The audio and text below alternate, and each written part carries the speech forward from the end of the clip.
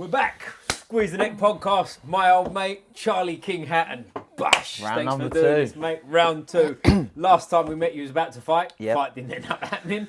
You got another one now. Nice little away day in Barcelona. We'll get into all that, mate.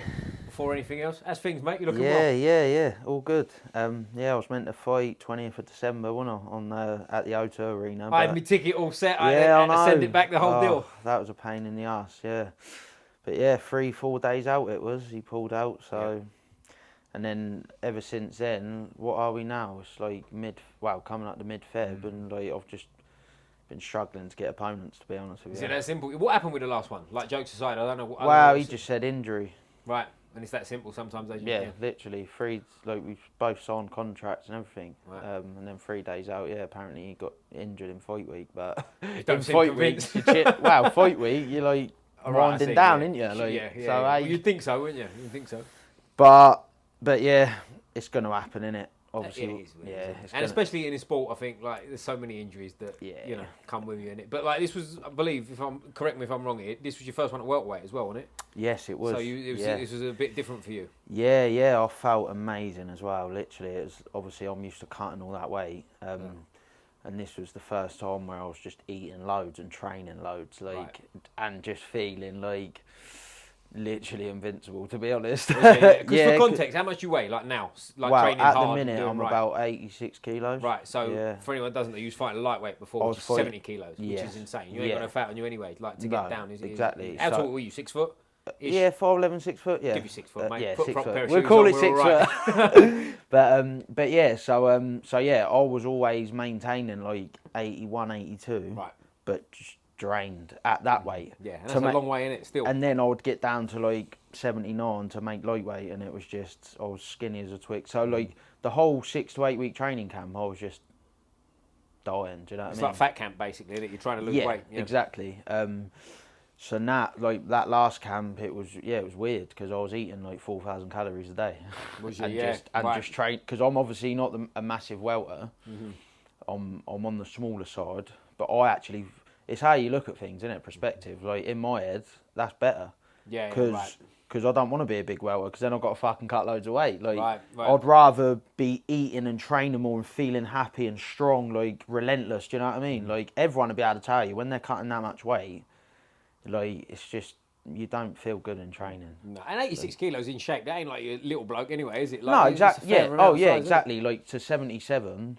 I've still got a good 9 kilos to still go. A respectable cut, isn't it? Like, you still got to work at that. That's not an easy one. But the difference is like I'm a full 86. Right. Like at like 82 making lightweight, I'm already half empty. Do you know what I mean? Because I'm cutting out like all these foods to like be happy with the scale weight. Do you know what I mean? Right. But at 86, I'm eating everything: high carb, high salt, loads of calories.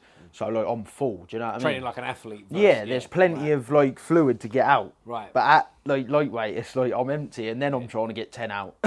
Well, that's a good point as well. Which for anyone who hasn't done it, like when you cut water, a lot does come out, doesn't it? Like you're surprised, like you get in there and how much comes off, because you're not really. Again, I'm not a scientist, but like you're not really losing it, are you? You're just taking it out for a period of time and whatnot. But everyone's got their own view on that, right? Because I've been around people, we all have, right? You've been around people that have fought a middleweight, fought a welterweight. The welterweight's bigger than the middleweight. They do it different body types, all that kind of stuff. Are you sort of thinking career welterweight? Yeah, I am thinking career welterweight. My next fight is at 74.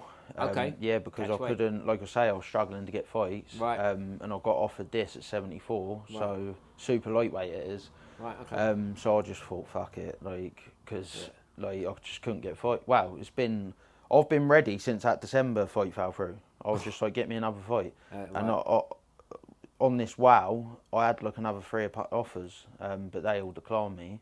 And then we finally got one at 74. So that was the catch. Right. So I was just like, whatever. Even though I was enjoying getting big, do you know what I mean? I just thought, it's a couple kilos. Yeah, right. And that probably is more my natural one anyway.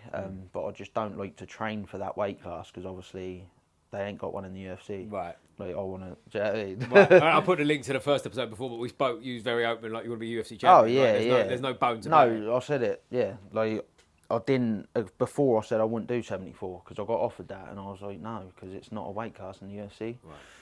But obviously, I'll do both, 74 to 77. Do you know what I mean? Like, if you can do it, take the fight for now. What's the issue with getting things? Is it because of the level you're at with you've only got one pro fight, right? What are you talking about, getting fights? Yeah.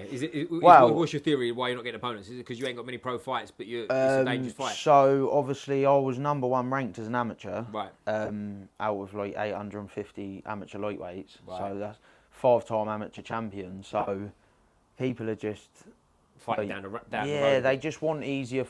I'm not saying everyone's like that. Obviously, well, I'm not anyway, because I've just said like, just don't even tell me their name, just accept it. Tell me the date. Yeah.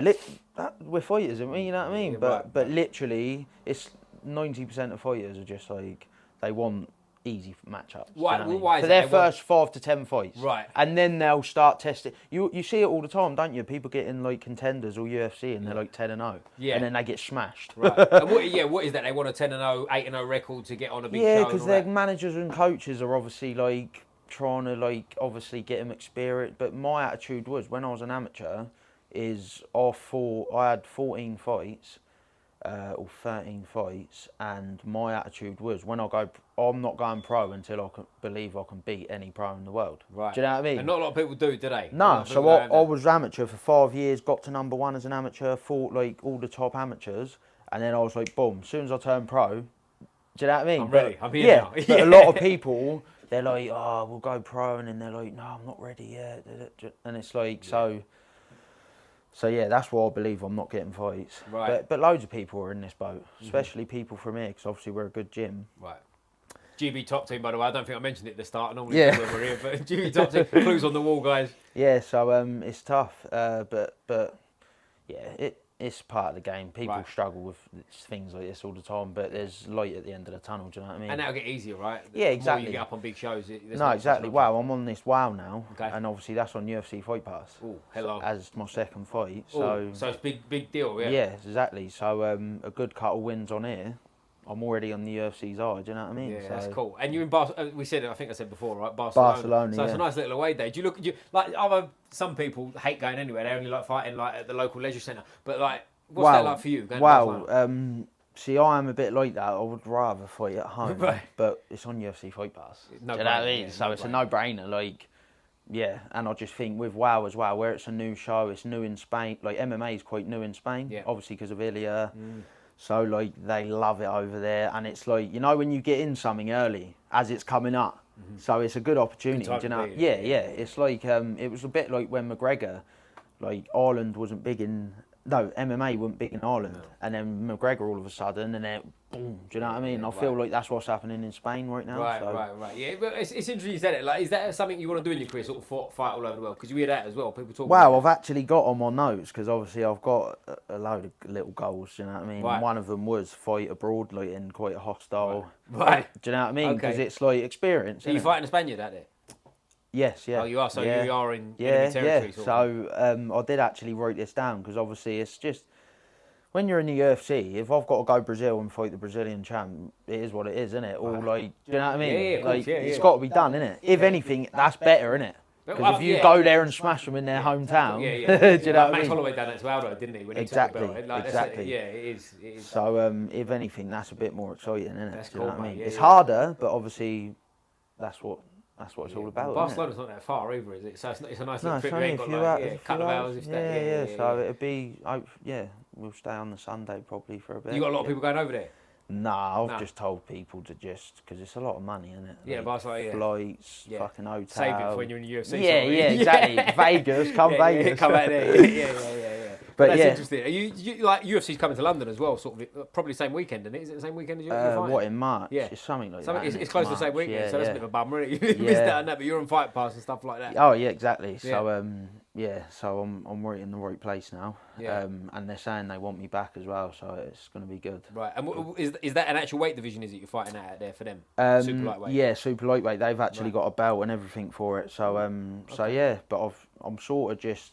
Yeah, I'm just going to float between the two, 74, 77, see what's, do you know what I mean? I've never heard of it actually being 74 before. I've heard of catch weights, but like exactly. I've never heard no, it's a super lightweight division. That's cool. So yeah, it's obviously, it's not in the UFC, but obviously it's some of these promotions are doing it now just to get more, because obviously it is a big gap in it from 70 to 77. Massive, yeah. And the structure of man is that's the biggest one, I think, where you look at people and you go lightweight to welterweight is a 7 big deal. It's massive. Like, Alfie Davis, who trains here, right? He fought the other day. Yeah. He's got to get to 70. Like that's a hard cut, isn't it? Do you know what I mean? We was joking the other week because it was obviously fight week, or like 2 weeks out, and he was suffering. Right. So I don't miss that. Yeah, right. Would you ever go back to it in the UFC if you got the offer? Nah.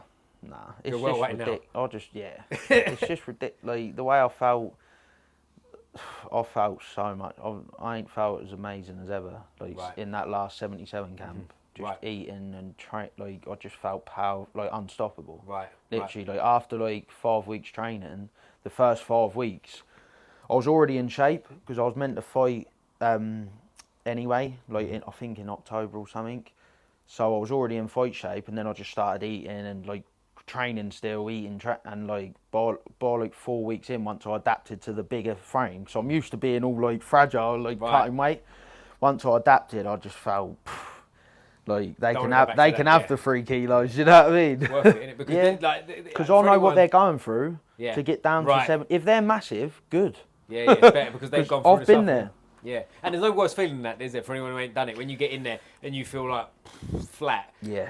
I think we might have spoken about this before. I've spoken about it with other people, and it's like you get in there and there's like that feeling. Firstly, you're not really interested anymore, right? No. You've got that situation of like, let's just get through this because I feel terrible. And I actually not a way to live a career, is it? Exactly. Yeah, like if you want to do another 10 years, it's not sustainable. Right. How old are you now, Charlie? I'm 28. Yeah, so you have got a long time left in the game. 12 years. Yeah. 10, 12. Do you know what I mean? Yeah.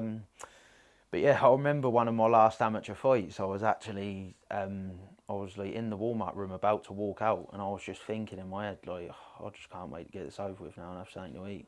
Like, even though I'd already refueled, I was just that fed up of, do you know what I mean? Yeah, no, but people do this, like we said before, wasn't it? People do it, and then they get to the UFC, and it's a bit too late because obviously they don't want to lose their rankings. They've almost got to do it. Yeah, Same with like Paddy. Yeah, right. He got so far out in the lightweight. If he all of a sudden went up, it's like a bit like, do you know what I mean? He's so close to a title fight. He may as well keep. Same with Islam, wasn't it? He said he wished he'd done it like 4 or 5 years ago. Have you ever seen him in person, Islam? I haven't. No. I haven't. No, but I've heard people that have, and they said he's a normal. He's like he's. Wow! Look at him against JDM. He looked bigger. Yeah, he did thick and heavy. Yeah, and it worked out all right, didn't it? Yeah, Talk about exactly. dominate. Yeah. Wow! If you watch that fight, yeah. I actually felt that in my training camp, like the way he was just grabbing him and like he would, like in lightweight, he'd struggle to take people down. Right. Like he would get him down because they shoots like 10 fucking takedowns. But if you watch him against JDM, some of the takedowns, he just grabbed him and just was. Do you know what I mean? You're going down, boy. Because he's full of power. Yeah. Not drained. Yeah. So. And when you get in the cage, I know this one's at 74, but like when you're fighting at 77, do you think you get in the cage about 86? Yeah, 86. You'll get back up to sort of 86. Yeah. Like I say that. 86 is a good weight for me. Yeah. That's like, that's a good weight. I can get a bit bigger, but it's like just eating. At a certain point, you're getting bigger for the sake of getting bigger, exactly. And that's a mistake, I think. I think 86 is a good weight for welter. There is a sweet spot for people, right? In terms of that's how big you're meant to be. Training hard, strong, fit, fresh. Exactly. You got to go. For the last 5, 6, since I started MMA, it's been the mindset of just like trying to be smaller. Like I'd want to be because you're trying to think about, and I'm like, no, this is how I'm meant to be. You know? Big and strong. Like. Yeah, of course it is. Well, like I've been around. I was at a seminar. I won't name his name because it sounds like I'm knocking him. I'm not. But he's a white collar boxer. The fellow I'm talking about. And he's competed at light heavyweight. Now, if he was a pro, he'd probably compete at 60 kilos. But he's fighting at like 80 as a white collar. Now, it's a different sort of thing. It's not as serious, etc. Not that I'm diminishing it, but it's not. These people ain't living the life like you are, right? Oh yeah. So. They get in there and they probably weigh 80-ish kilos, so they think that's right. And now, obviously, that's not the way to do it as a pro. But there is a little bit of that mindset where you go, there's something to it, isn't there? Do you know what I mean? We don't need to kill ourselves all the time. No, yeah, 100%. No, 100%. Like you say, it's a bit different with boxing as well because they've got more weight classes, isn't they? Oh yeah. Like they've got a weight class is it like 2 kilos or something? It's 2, as you get heavier, 3 and stuff. Yeah. So obviously that. But in MMA, I like it how it is though because it's like if you're the champ, you're the champ. How many champs are in boxing? And it's like who's the fucking best? Yeah, one champion match. Yeah, but in MMA, it's like I think there's 8 weight divisions, isn't there? Mm-hmm. So if you're the champ of that weight class, you're the best. You're the man, yeah. You are the man. Yeah. And it's interesting. Also, going from 70 to 77, like you touched on earlier, it's a big gap. So, like, it is a different structure of man, isn't it? So it is really, like, obviously it's a different weight division, but you get where I'm coming from. Like, it's a real new weight division versus if you was, say, 77, there's a 75. You're probably both the same size, but one's cut a bit more. And, exactly. I do agree with it. Yeah. Like, the UFC champ is the champ. Yeah, exactly. You know what I mean? And there's something to it. But like when you're going forward now, I mean, this will be your second pro fight coming. Second pro fight, yeah. You had 13, 14 amateur fights. Yes. So it's quite a big amateur career, isn't it? Like people are having longer amateur careers now. 5 years. Yeah. It wasn't even that really because we had COVID at the beginning, so it was about 4 years really. Yeah, and cramming them in. But like, how many fights do you want to get? Like, ideal. I might have asked you this before if I'm repeating myself. What like, before sort of you get a call to sort of like get onto the UFC and things 5, like 6 and 0. Oh, is that it? Yeah. Straight in, no messing about. No. Yeah. I don't believe I need the experience. I just need the fucking wins on my record. To be honest, 5, 6 and 0, 7 and 0. Do you know what I mean? Yeah. So by listening to you, the amount of fights you want to fight, we're talking. Not that long away, right? A year No, because my goal is to get in the UFC this year. This year? Yeah, I want to be in the UFC this year, and then obviously, I've got a lot of goals I want to achieve, so I'm not hanging about. Like, I want it now. Mate. Do you know what I mean? And you're at the gym like now, where it's not just obviously the prestige and how good your training partners are and coaches and stuff, but it's people that are here that have been there, done it as well. Yeah, exactly. So you've got sort of a not a roadmap might be the wrong way, but you see what I'm coming from there. It's real, isn't it? It's there. I does my own work. Like, people do it, obviously. Like, some people get in there a bit later, but some people obviously like, the opportunity's there, do you know what I mean? Look how many UFC events there is now, and if you're always ready and in shape, like, do you know what I mean? Obviously, it's not ideal taking a short notice one, but for your first 1 or 2 UFC fights, it might have to be that way. You've got to do what you've got to do. Yeah, exactly. But obviously, I wouldn't take a short notice fight in my career later on, but when you're coming up, sometimes it might have to, like, 4 weeks, 3 weeks. Do you know what I mean? Yeah, you got to do it, and that's when the weight cut comes into it massively, right? Yeah, 3 weeks getting a 70 don't seem very good for you. Yeah, right? exactly. It's not doable. Can't do so it don't align. This is why I went up, because it don't align with my goals. I want to be active. I want 5, 6 fights a year. Right. I want to be able to take a short notice UFC debut or something like that. So if I'm walking around at like 84, it's not doable, is it? No. Do you know what I mean? No. You might be able to get there, but you ain't going to fight very well, are you? No, exactly. You're a bit skeleton when you get in there. But like now, I know you've got a fight coming up, so that's a bad example, but let's just say you get a call now, you need a short night. How long do you need from where you are now to get to 77? To 77, I could do it in like 10 days. Oh, you could, yeah. So just a proper, normal sort of fight week. Yeah. Bit. That was why it was a bit annoying taking this one at 74, but because like I was just in my mind, I had 77, so I was getting at 86, and I was just gonna like maintain it, so I'm ready. But obviously, I've had to shed a little bit off now because I'm going to 74. So the next couple of weeks, I'm going to shed a bit off. Do you know what I mean? Right. And who's he, the fella you're fighting?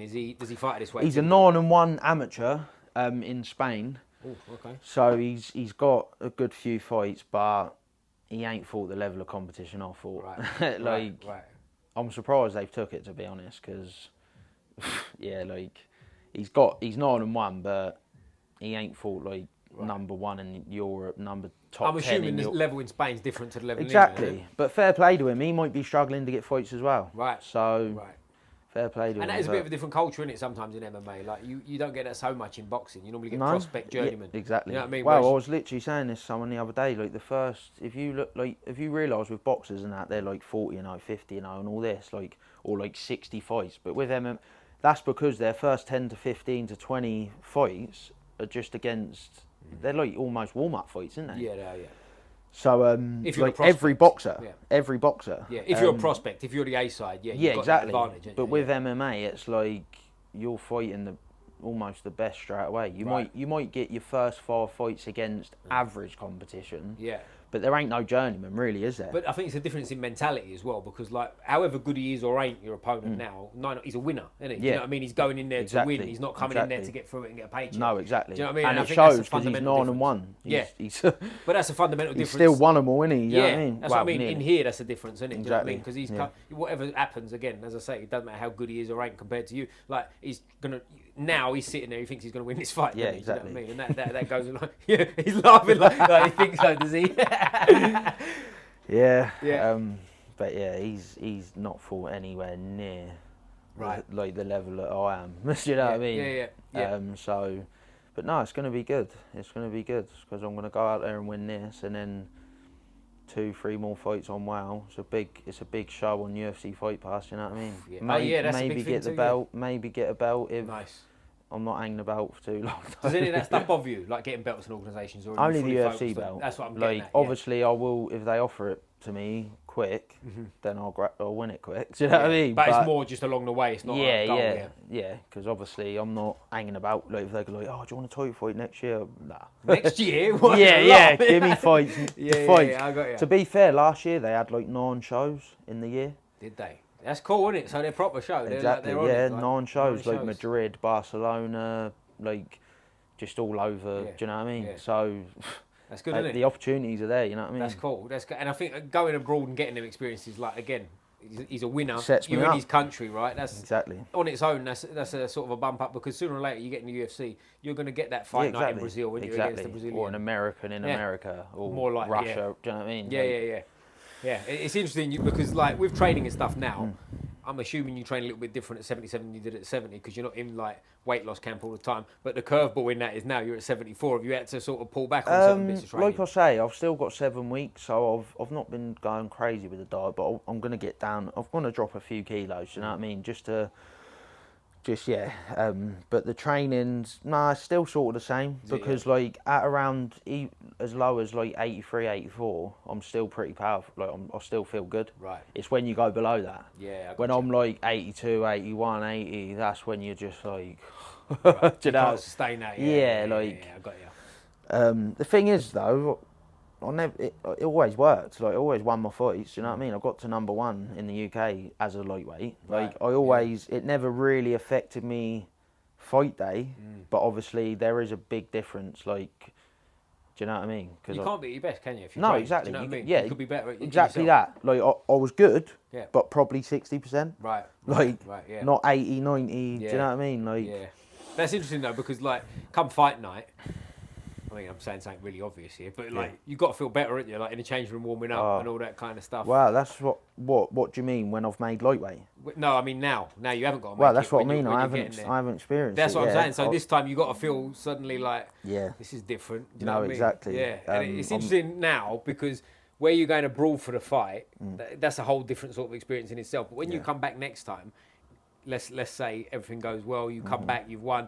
You got a 77 kilo fight in England. Suddenly everything's back to normal and back easy again. Isn't it? Yeah, exactly. I can eat a bit more again. And you only got to go up the road. Like, do you still live in Portsmouth now? You're from Portsmouth originally. Yeah. You do. You're still there. Yeah. Would you travel back and forth here every day? Yeah. Oof. To be fair, it takes about an hour and 45 in the morning, and then around this time when I go home, it takes about an hour and 15. So it's not too bad. Like some people are travelling an hour and a half and they live in London. I was going to say, you could travel that from East London, for sure, definitely. But you got to leave at the right time. Right. Like if I'll get here early, like an hour early. Do you know? But it's more training. Train with our mate Andrew. Exactly, more training. Meet up with Mad Andrew. Shout out Andrew Clemenson, great guy, 2-time guest of the show. Was he 60, 61 years old? One of your training partners, complete animal. He's a beast. We're getting back on at some point. Yeah, we're going to that. But like, where you go for training now, like, what's a typical day? You 2 a day? It's quite simple. See, to be honest, I used to be a mental case when it comes to training, like literally 6 hours a day, 5-6 hours a day, like. But I feel like I'm a bit different now, like a lot more smarter and like specific. Right. But I don't really train. Like I'll come out here in the morning, I'll get here for 9, and I'll train till like 12, 1 o'clock. And then depending how hard that morning is, I'll go home and do a bit at home. Right. I've got a gym like that we train at home as well, so I'll get a partner and we'll do some bits like some drills at home. But most of my bulk of training's in the morning, because my mentality is like you get in and get it all done, and then like you're not warming up and fucking thingying twice. Do you know what I mean? Because your body needs that rest. Yeah. After a morning in here, 3-4 hours straight. Do you know? Enough, innit? Yeah. By the time I've drive home, had something to eat, had a sauna and like swim. Do you know what I mean? Like that's what I'll usually do in the evening. For me is just about getting my nervous system down, getting in the sauna, getting in the cold pool, Do you know what I mean? Yeah, man. And getting in bed for literally 6 o'clock. Yeah, do you? And just study. Like that on its own is dedication, isn't it? Oh, to get in bed at 6 o'clock. Like, how many blokes your age are doing that? Like there ain't many, is no it? one. And it's alright if you're 18 and you're at school or something, but like... No, I've been doing it for years now. Yeah. Like literally, I'll get in bed at 6 and I'll like no one can contact me. Right. My phone's on airplane mode and I'm just like, that's more like studying time. Do you know what I mean? But literally. That's the difference between someone like you and it. And we touched it. I think we said this before. Like when I've spoke to loads of people now on and off, right, over the years. Yeah. Like some people you talk about like what do they want to do with their career and stuff like that. And you talk about UFC, obviously it's the big one, isn't it? But a lot of people go, I see how it goes. Like that's the difference between someone like that and someone like you, isn't it? That's like, what you're going, no, this is what I want to do. Exactly. Don't talk to me. I'm going to bed at 6. Exactly. Shut up. You know what I mean? But that's why I'm confident. People can think what they want. But at the end of the day, that's why I'm confident. Yeah. When you dedicate every second of your breathing air to this, do you know what I mean? Obviously, you're confident. Yeah. I'm not, do you know what I mean? Like, literally, that's how it is. Yeah. I don't have friends, like, even family. I thought I was your pal. What's the matter? No, I've got a couple, But you know what I mean? If they're not to do with this, then we're not, like, I ain't got time for it. I ain't got time for it. No. And it's not even being horrible, it's just like, it's on my mind 24/7. And you only got one crack at this, right? Exactly. You can be my friend when you're 50. Exactly. You know what I mean? You ain't got another go. Exactly. Or Andrew might argue with that, actually. Like 60. Animal at 60. He's going till 70. Yeah, do you know what I mean? You said that on the podcast. I need him for the next 10 years. So. You've got to stay young, Andrew. But like with the training and stuff like that, what you're saying, I believe in that. Like the one... I don't want to say one proper session like the other stuff ain't proper, but do you know what I mean? Like one when you're focused, it's hard training, stuff like that.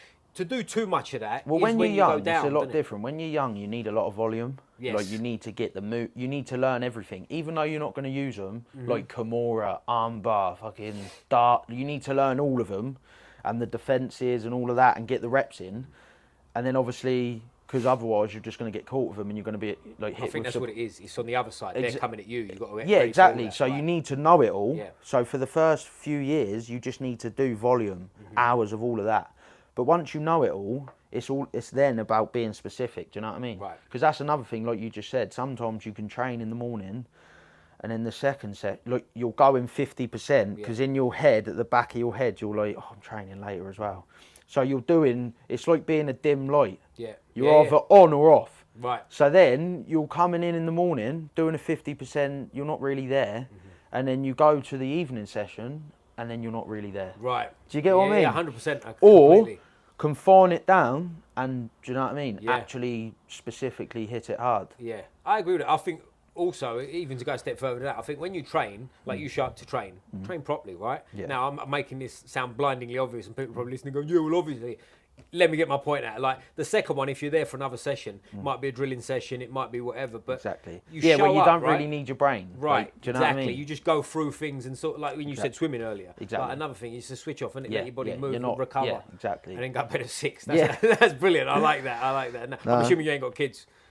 Yeah, I've got a daughter. Oh, you have? Yeah. Oh, you still go bed at 6? Yeah. Good man. Mate. Good man. Dedication to the cause. Yeah, mate. I tell you what, because to sit here now with you, like we've met, not recently, we've known each other quite a few months now, right? We've done the podcast, etc.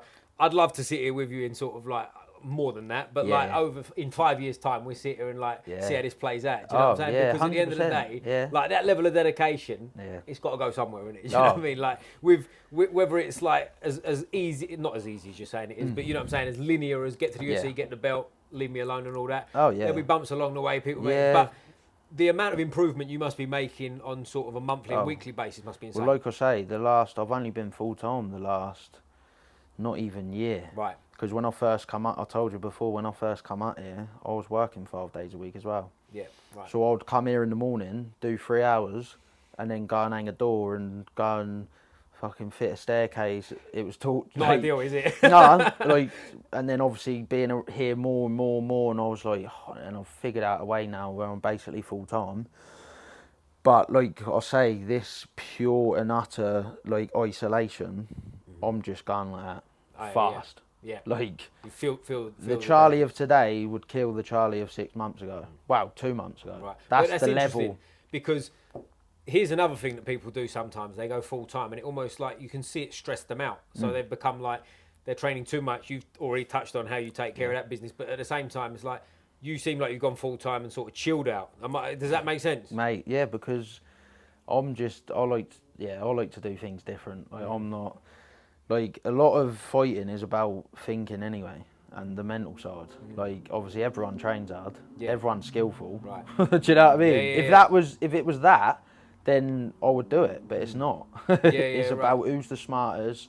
Like how much, like there's so much to know about the human body, about strategy, about, do you know what I mean? Yeah. So you can always be doing something, can't you? Yeah, exactly. So all these hours that I've got now, just filling this up. Do you know what I mean? Is a lot of this like a trust yourself situation? What do you mean? You believe in what you're doing. You like obviously I'm not saying you don't listen to people, but you take on and like if you believe in it, you'll do that. Yeah. So I've just obviously, like I say, I've done a lot of homework, a lot over the years, like hours and hours and hours of homework, and like there's no right way to do it. You've got to figure out your way in your body, and just relentlessly attack that.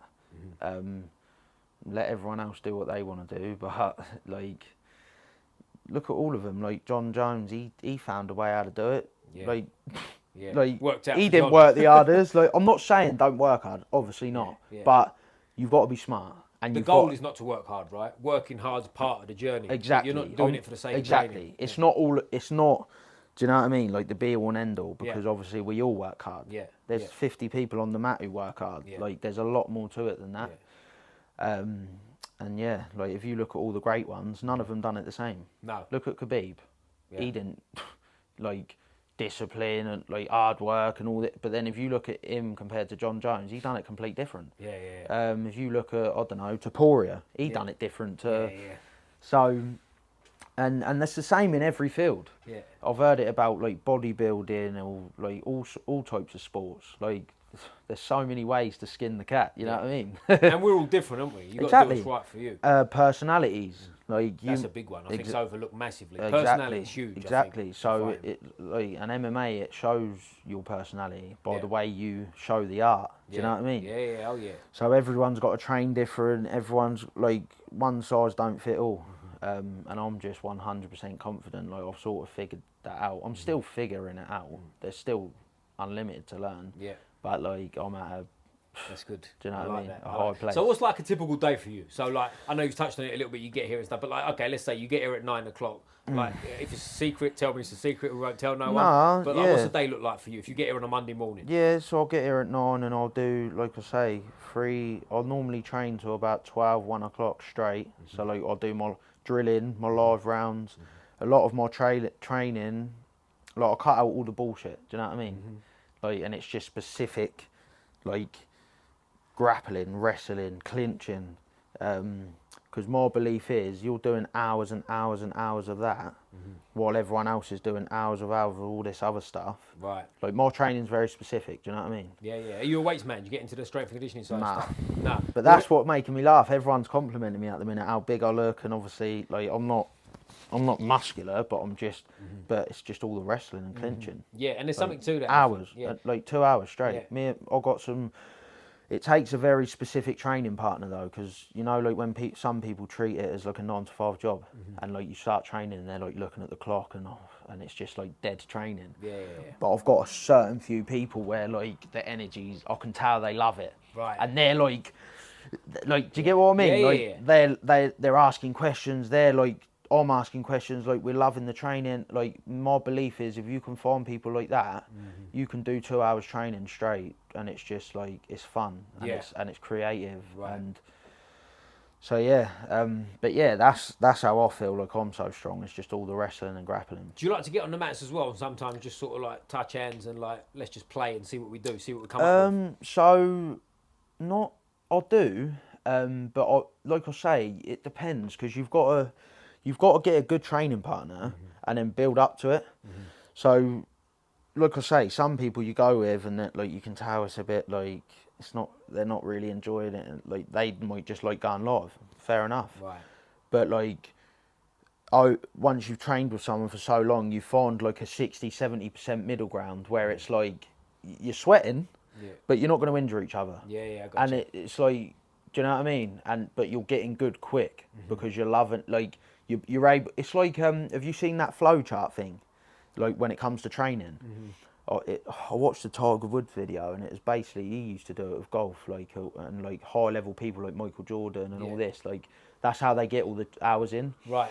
because you've got a chart, right? And the little end is like, it's boring and not hard enough. Right. So you're just switching off. Yeah. And then you've got the red end, so that's the blue end, yeah? And then you've got the red end where it's like too hard.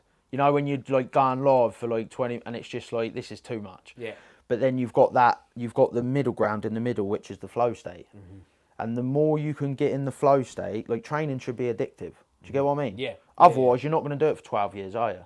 No, absolutely, no. Like, obviously, the first couple of years, you're eager, you do like hours and hours and hours, but after a certain amount of time, it's like art, isn't it? Yeah. My mindset is it's art. When we go in that cage, I'm showing you my art. Mm-hmm. You've got to enjoy it, and you've got to be able to outwork people. So the way to do that is obviously you've got to get in the middle ground of this flow state.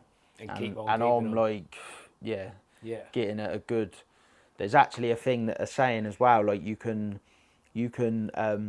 stretch this flow state out. Right. So you can be nearly going live, but you're still flowing. Right. Whereas 90% of people, as soon as it starts to get live, it's just.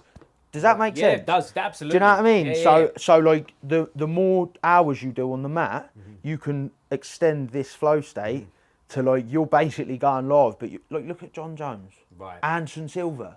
He's UFC title fight, and he's like, just playing with you because he's mastered that flow state. Yeah, it makes perfect sense, doesn't it? Because like the way I think it's easy for anyone to understand, well, my interpretation of what you just said there, is when you get to a certain level, you know, when you roll with someone or spar with someone that's not quite as good as you, and you've got that kind of, you're in your zone, right? You know what I mean? Where you're you're in control. You've got to work hard, because they're not a mug, but you're not in that, you're not in the immediate danger as you are with someone who's more advanced than you and stuff like that. So you've got the freedom to sort of almost keep it playful, might be the wrong word, but I think you understand what I'm coming from, right? You can sort of test the waters because, you know, if you need to, you can do something to get out of that. Exactly. And I think that's the sweet spot, man. I enjoy being in that zone. Honestly, like, the quicker you find that zone and expand that zone, like I said, like me and Andrew's a good example, we'll do an hour and a half solid, like, training, straight, like 3-minute rounds, 5-minute rounds with, like, 30, 40-second rest in between. Mate. And we'll just go for an hour and a half, and honestly, it's like, fuck, we're done already.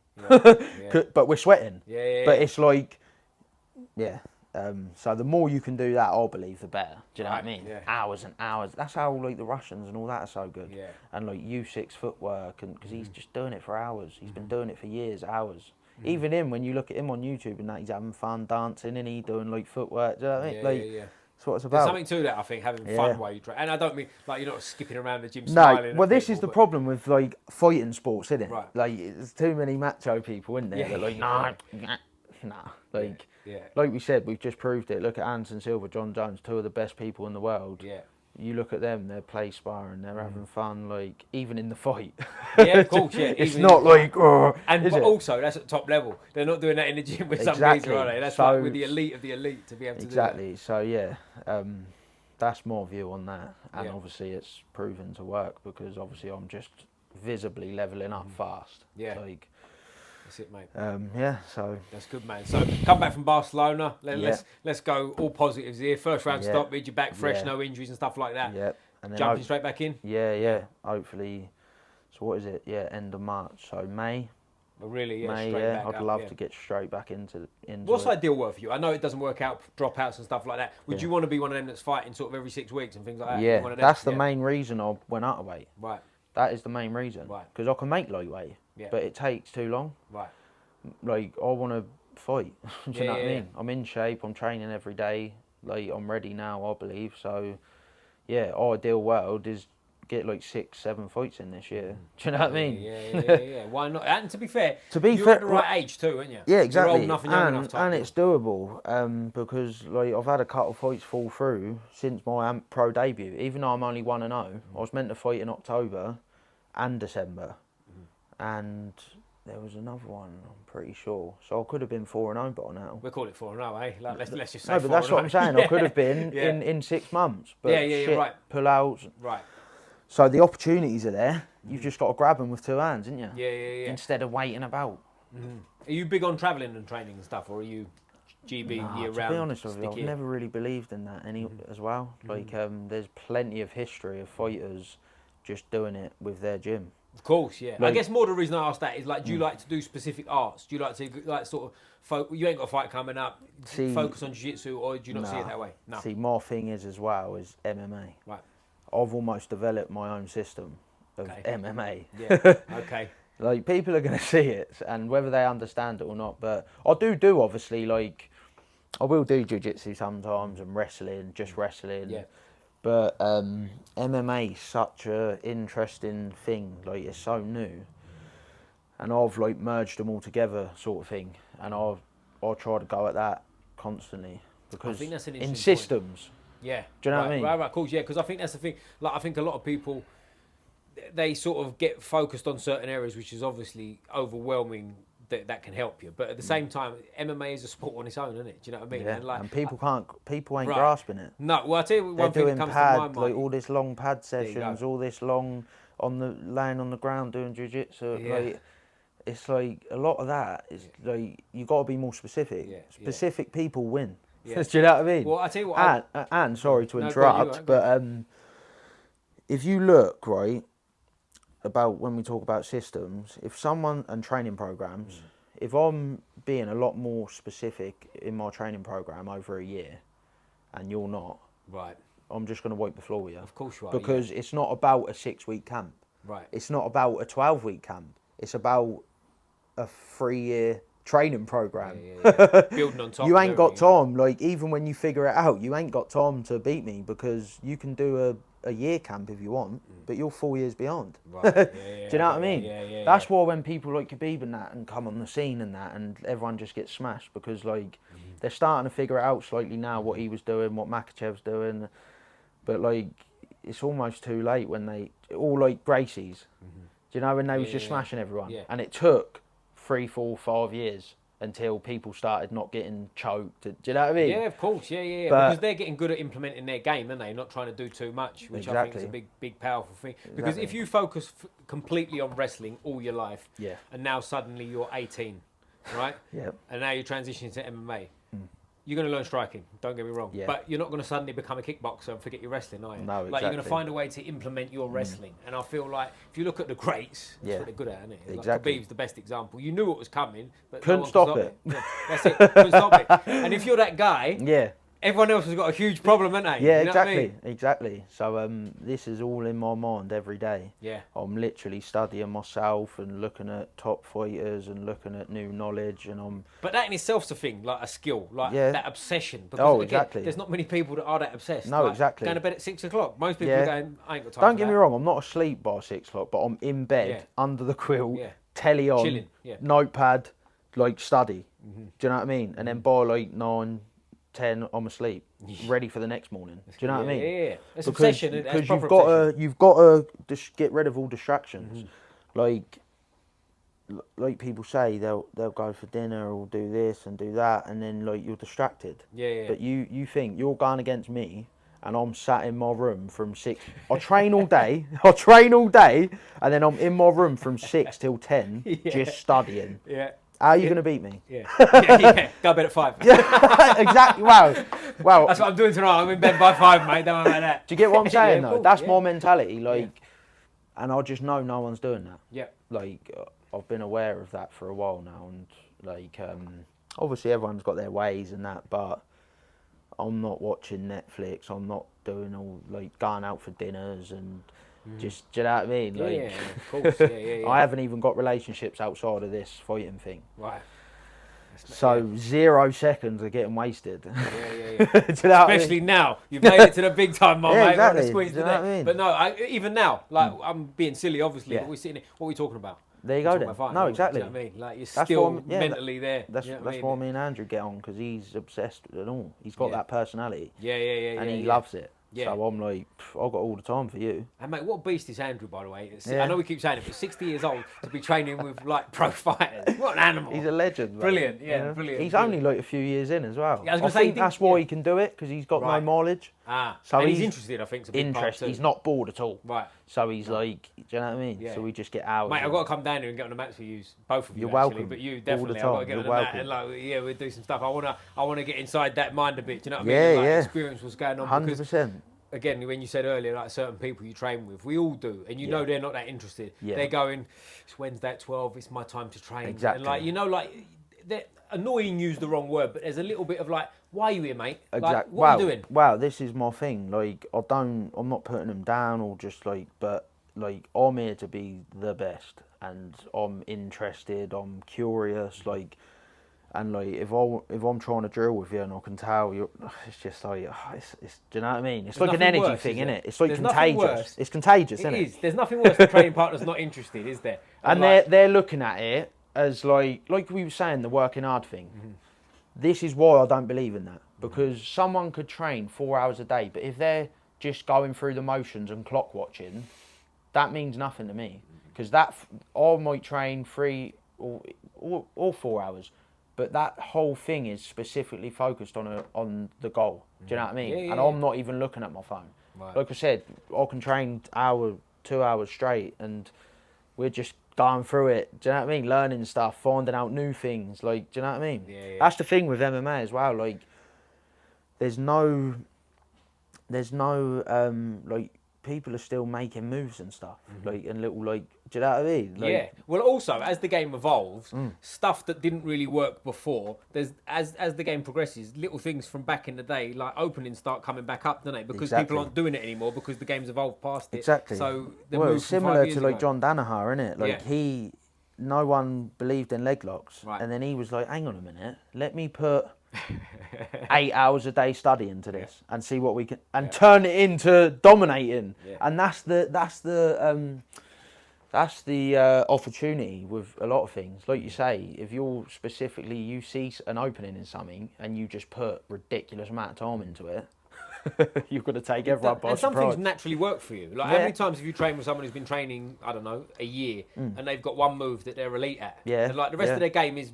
what average. You'd expect for a year of someone who's been doing it a year. But they've got a foot lock or an arm bar or something, and you're like, mate, I've got to watch out for this. Even Mike Tyson's game was similar to that, wasn't it? Like, the way he fought come natural to him. Yeah. Like, I couldn't do that. Right. No one really could. No. Like, who have you seen fight like him? Yeah. But because he was just short and explode, like, that, bop, bop, bop, do you know what I mean? It just come naturally to him, and then he just put hours and hours into honing it, and then he dominated with it. Yeah, absolutely. What do you think about natural ability?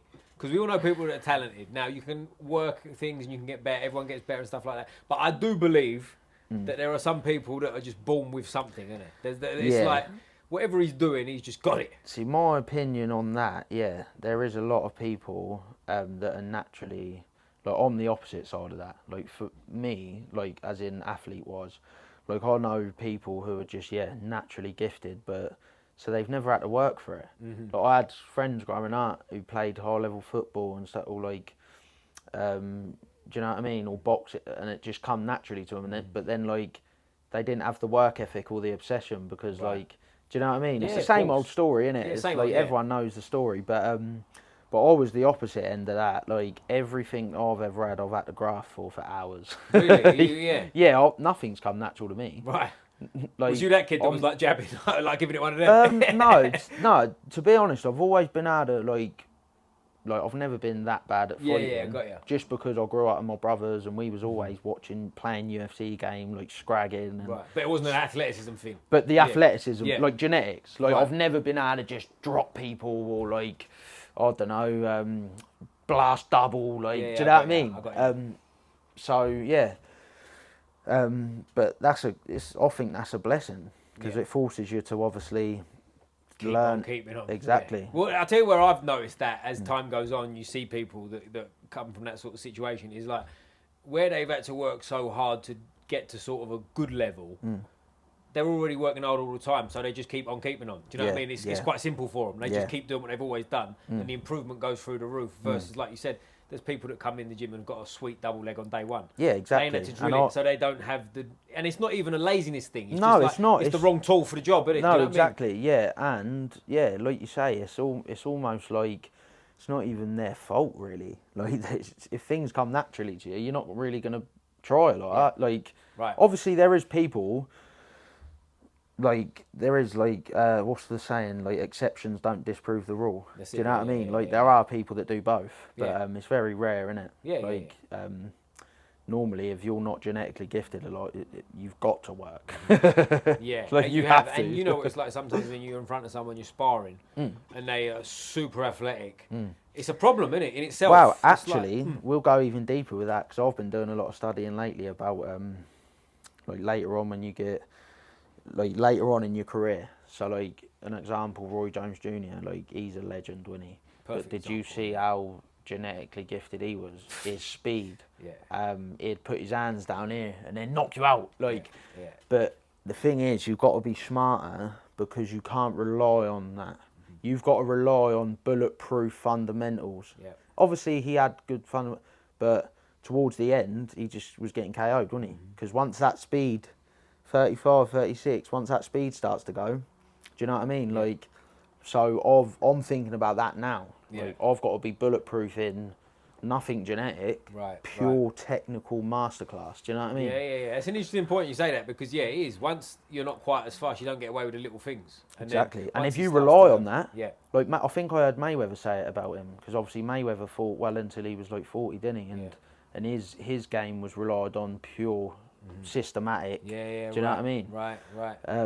So yeah, that's in my thought process. And Roy Jones is a great example, because he was such a freak athletic. Have you ever met Roy Jones by any chance? I haven't. I've met him. I want to meet him. I was watching him the other day, and I thought, that's one person. I don't really idolise a lot of people, he's but because he's older and like I want to meet him. I met him at the O2. He was at a fighter show, and he's firstly spoke to you just like we are now, like total down to earth, like no superstar treatment. Come over, shakes your hand, chatting away. Brilliant guy, but he's about my size. He's not a big guy at all. Yeah, but he went all the way up to heavyweight. But even before that, he's fighting at light heavyweight. He's very undersized for that, which I don't think anyone speaks about. You don't hear. But if you look at him at light heavyweight, he's small. Do you know what I mean? And he to be able to do what he did for so long. Bro, you know, it's almost shame it came to the end the way it did. I know. But if you know, no one's going to forget. It don't diminish how good you were before. I watched a little documentary on him the other day, and if you ignore all of that, he was actually one of the GOATs, wasn't he? Mate, I think if he'd have retired at the right time, I don't think anyone would argue. No, exactly. Was the GOAT. Do you know what I mean? Exactly. It's like Anderson Silva, though, isn't it? People forget what he was like because of the end.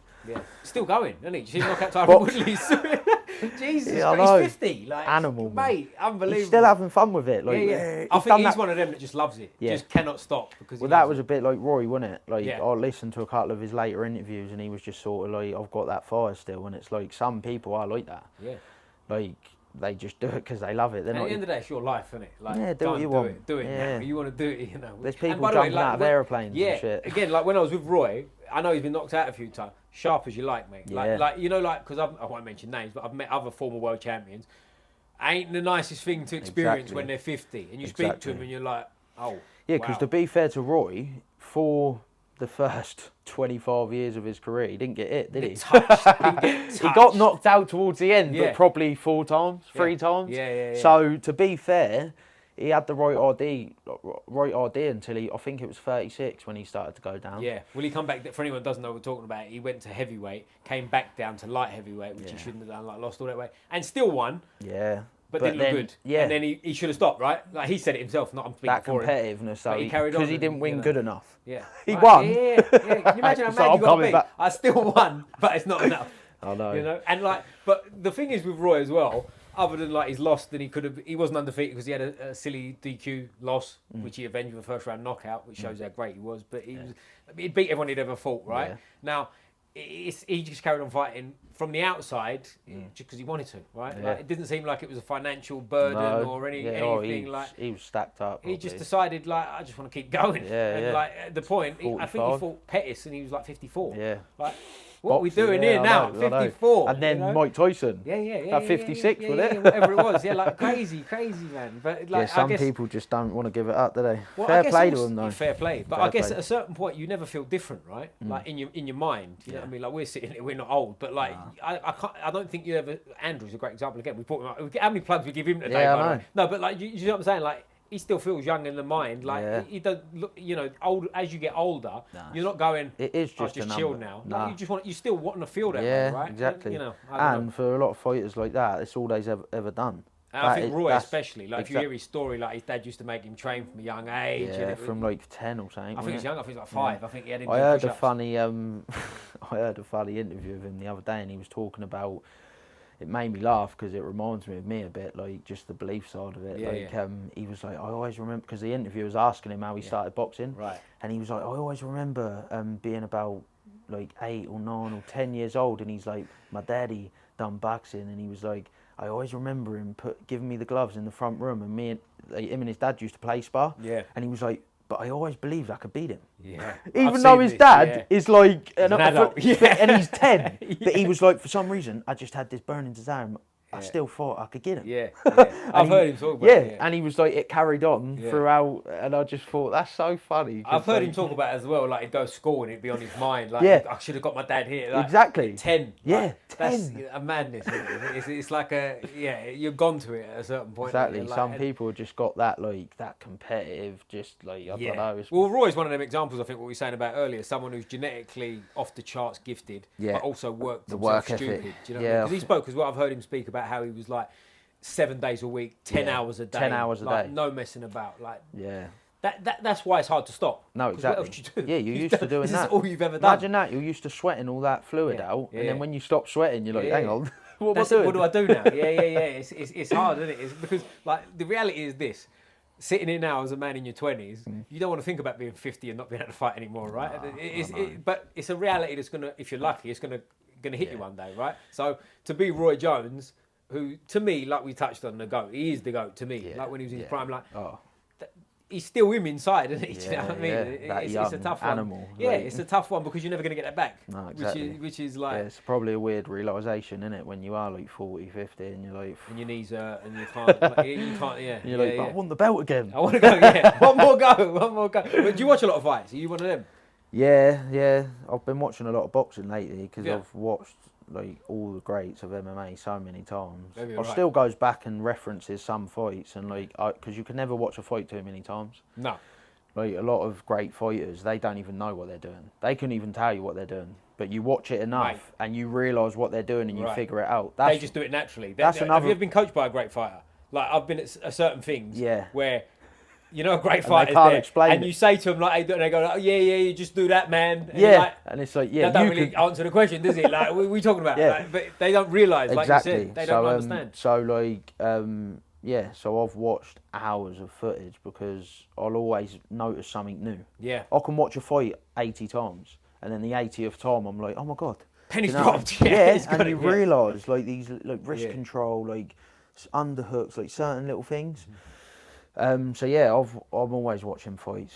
That's cool, mate. Like, I've been watching a lot of boxing lately, like I say, because I've sort of run out of MMA fights. Do you watch current MMA fights, like Paddy's fought recently? Are you watching them live, or are you not? So I watched that one, but to be honest, I've got zero interest for like bar fights. Yeah. Like I want to watch something and learn. Yeah, I got you. And shit like that, like it's fun, it's exciting for a lot of people, but I'm not interested in that at all. Really? I want to watch and learn, like strategy. That's interesting. And like master plans. Do you know what I mean? Not just both bloody like Holloway. Right. I like him. He's funny and that, isn't he? But like, I don't ever watch him. Really? That's interesting. Because it's like, I know he was good and stuff, but like MMA, I don't believe he's that good at MMA. Do you know really? What I mean? Even though he's been champ and all that? Yeah, I'm not even being disrespectful because he is a lovely person. Yeah. But I am specific with my time, and I just think unless you've got an amazing all-rounded game, like even Khabib, like I know everyone said he was a wrestler, but he stood up with Gaethje for a round. He stood up with Conor for a round. Dropped Conor. So he, in my eyes, is a MMA fighter. Yeah. It's like some champions, innit? They get the belt, but like it's because of the era they're in. Do you know what I mean? Yeah. So I won't bother. I'll watch them. I'll give them the time of day, but like a lot of the times, I'm like, if you was against someone that's an actual good MMA, all-round MMA fighter, you wouldn't even be the champ. Do you know what I mean? Yeah, I got. Is there do you get what I'm saying? Yeah, I do. Yeah, I do. Is there anyone you look at now in UFC and you look at like realistically, time-wise, I might get you one day? Well, yeah. The thing is with Islam, obviously, is like he's 35 now or 34, so and they don't really fight long, do they? Like till their late 30s, so he might be gone soon. Obviously. But have you seen the welterweight division at the minute? how fucking stacked it is. Well, the other it's one, almost like it's meant to be. Yeah, I swear to God. The other one, Ilya, he's talking about going up again, isn't he? Ilya's another one. I don't think he will, though. I think he's saying it because it's a massive fight with Islam. Right. But if Islam don't fight him, I don't think he will. You don't? I don't think he will. Do you not think he'd want to fight someone like, say, Jack Della Malani, or however you say his name, Jack Della? Possibly. We call him Jack Della. But he's like... That's a winnable fight. Because a winnable fight. But this is what I'm saying about going back to like people being champions. Realistically, JDM's good. He's a good scrapper, good boxer. But look what Makhachev... Look, I'm sorry, but you can't say you're a great fighter if you let someone do that to you. Like, that ain't happening to me. Do you know? No, look, I'm being dead... Like, that ain't happening to Khabib, is it? Or John Jones. No. There's levels, though. Or Anderson Silva. Exactly, like... There's levels, and so this is what I mean about fighters like that. I don't really... Because obviously your time's important, innit? And if you spend too much time watching people... If anything, it can veer you off in the wrong direction. Yeah. You could spend hours watching a fighter... and it gives you the wrong ideas. Do you know what I mean? That might have been a mistake some people made with Khabib, like we said before, right? You knew it was coming, or so you thought, but you couldn't do anything about it, right? You could obsess about something. And listen, we've done this in training as well, right? Where someone on the mat has got a certain thing and you're sort of like, can't go there. But then when it starts happening, you're going, what am I so worried about here? Like, let's just try it. Do you know what I mean? And like, if you're doing that in the fight, you're behind, don't you? It's gone. Exactly. It's too late. And I think there is people that have fallen for that a little bit. You know what I mean? Yeah, my opinion is I don't really think about what they're going to do too much. Like, I know what I'm going to do. Right. Like, do you think Khabib's going against, like, Poirier and thinking, oh, better what? No. He's thinking, I'm going to smash you with my game. And obviously, you've got to be aware for their strengths. You've got to know about them. But, my opinion, you've got to be bulletproof in your game. Yeah. And make them fight your game. Make them worry about you. Yeah, do you know what I mean? I agree with that. Yeah, I agree with that. Because, like you said, if you can't game... I don't think... If you listen to people that overly game plan, it doesn't normally go well for them, right? Whereas it's like you touched on there, like you worry about where they're dangerous, but worry about putting you on them versus... Yeah, exactly. You know like more, exactly. No, it's 100% right. Like, you can game plan for a fight, but you can't... You've almost got to be so good that the fight could go anywhere. And you can't think consciously too much in there either, can you? You've got to react. You're on. You're at what's happening in front of you. You've done that in here, haven't you? Do you know what I mean? Like, the thinking part of it's like, if you're thinking now, like we've said this before, I think last time, like, you know, you see coaches in the back giving them like the advice and do this and when that. Like, mate, a bit late for that. mate, you've had 12 weeks for that. Like, it's done. You know what I mean? Exactly that. When you're in there, you should just be reacting and just it should just be built in. Do you know what I mean? Yeah. But that's also what makes a great champion, like adapting. Yeah. Like you could be in round 3 and you might have to switch up. I don't want to say the game plan, but you'll see what they're giving you. Do you know what I mean? And you've got to adapt to them. It's Anderson against Chael Sonnen back in the day. Remember that one? Oh, that was. Right. I don't want to say luck, but getting beaten down, wasn't he? Properly. But even that lets me down because I think like that takes a bit of greatness away from you, doesn't it? Allowing someone to do that for you. But they say he had a bad rib, didn't they? They say he had an injured rib and all that. And the rematch, he's in the rematch. Yeah, he put it right. But I've just got a perfectionist sort of mind, and it's like, look at Mayweather. Like, everyone has off days. Yeah. He's 50-0. Yeah. John Jones. Everyone has off days, but the real champion finds a way to win. Do you know what I mean? Yeah, Khabib, everyone's like, oh, this and that, but he's 29-0. He's never even had a bleeding nose. In a sport like that as well. We're not, you know what I mean? They're trying to break your arm, elbow you, and champions, great champions, turn up. Yeah. Do you know what I mean? So when the lights come on, they show up. Exactly. You know? And like you said, no one cares. Time. Exactly, and no one cares. The next day they look on your record and it either says win or loss. Win or loss. No one cares about, oh, you had problems, family problems, or you was injured, like the rib thing. I know, fair enough, he's ripped, but my mentality is like, I've got to be that good. Yeah. My fucking knee could pop. Do you know what I mean? My elbow could break. I'll use the other tools. You got to find a way. Yeah. Well, look at John Jones. His fucking arm nearly got snapped off, didn't it, by Belfort? And he said after in the press conference, he was sitting there, he was like, I was waiting for it to snap. Exactly. Because it's like, I'm going to win. Well, the other guy as well, the flyweight who got cut from UFC when he won all his fights, Mokaev. Yep. Yeah. Mm-hmm. He had a knee bar situation, didn't he? There you go. 99.999% of people would have tapped. You've almost just got to accept death. Yeah. Just be like... He was like, nah, wasn't he? Yeah, like, exactly. That knee was overbent. But to be honest with you, a lot of submissions are like that. Like joint locks. Yeah, obviously chokes are different. Yeah, obviously chokes, you're going to sleep. Yeah. But a lot of joint locks, if you're willing to let something, it's like the leg locks, isn't it? If you're willing to let a couple of things pop, and it ain't like Jiu Jitsu. In Jiu Jitsu, it's a bit different because they can lock you down and really go for it. But the way MMA is, like the scrambling and the punching, and do you know what I mean? Like if you're willing to let things pop a bit, to take it, yeah, you can get through it to an extent. You're going to pay for it for the next year. Yeah. Oh yeah. but at the end of the day, when it's all on the line, do what you want. Do you know what I mean? if it's worth it, and especially like MMA, like the financial rewards at the top make it worth it, right? Exactly. Like if you're in an IBJJF tournament at the weekend that you've paid 60 quid to enter, you've paid to enter. Yeah, maybe don't let your knee go. But No, exactly. I understand what you're saying, and it is. And like if you remember DC when he fought Dan Henderson, do you remember that fight? Yes. Like he threw completely him threw him all over the place, and eventually choked him. But Dan Henderson didn't tap, just went out. Yeah, like, there's an honour to that, isn't it? Yeah, you know what I mean? yeah. And people are disagreeing. Go, oh, you should. What's the point? But a part of me, that you like when you're watching it happen, is like, there's an honour to that, isn't it? He went out, there is. know? Yeah, people are like that, aren't they? They like going out on their shield, don't they? Thing is, with chokes as well. Like, if you ever get choked in training, you sort of know when it's. Do you know what I mean? Yeah. You've got an idea of when. Like you know if there's a way of getting out, but if it's that on. You're like, it's on. If you're going, you're going. Yeah, exactly. You're so, like, for anyone who's ever been choked, it's a weird one as well. It's not like the threatening feeling isn't the same, is it? It's like, it's almost like all right. No. Yeah.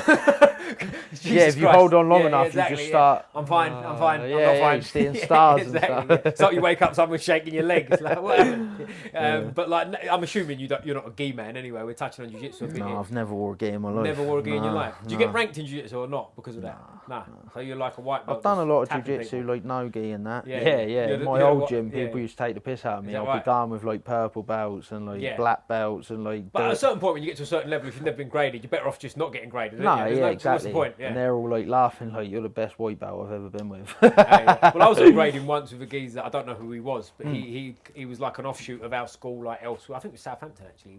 But he is that the enemy? Is that a dirty word around here, Southampton? Oh yeah, that's a dirty word. Sorry, mate. Yeah, but no, I think it was the first time he's ever wore a gi ever in his life, and he got his purple belt. You know what I mean? Like it is what it is. He's an MMA fighter or whatever. But yeah, mate. How long we got? 7 weeks till it's fight time? Yeah, 7 weeks now. 7 weeks. Yeah. And we get back, we get another conversation in at some point and stuff like that, mate. But as I say, we'll get some rounds, I'll leave you alone obviously before you fight. You've got to be specific, but after that, I'm coming for you, mate. I'll have to see you right there, mate. In the car park. But mate, listen, this has been brilliant. Always great to see you, mate. You know the question I'm going to ask you. I know the answer to this one, unfortunately, but I'll ask you. Which football team you support? Portsmouth. Right colour though, isn't it? I'm not a glory hunter. That's why I've got a blue top. Like trophies. Yeah, I got it. Blue King Charles top. Mate, top man. Really appreciate it, mate. I always finish with a fist up like this. Squeeze a neck. Boom. Bosh.